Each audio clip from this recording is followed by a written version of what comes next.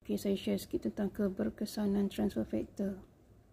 So far setakat ini saya dah makan sejak tahun 2008, tak silap saya. Alhamdulillah lah, sangat-sangat memberangsangkan, especially dalam melawan virus, penyakit, bakteria ataupun apa saja masalah kesihatan yang kita hadapi.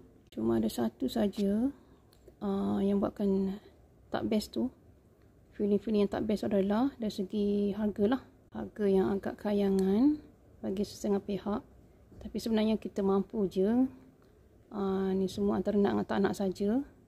So bagi yang biasa dengan produk ni, memang tak boleh nak tukar pada produk lain lah. Dia jadi macam loyal gitu kan, setia pada yang satu itu. So macam cinta pandang pertama lah, kekal sampai bila-bila lah. So bagi yang tak biasa dan baru nak try dengan harganya yang kayangan, macam akan rasa terawang-awang gitu. Ya.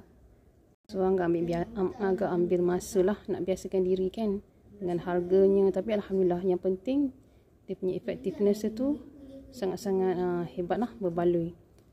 Okey, apa-apa pun insyaAllah dengan izin Allah kita boleh sembuh lah. Okey, doakan insyaAllah bless.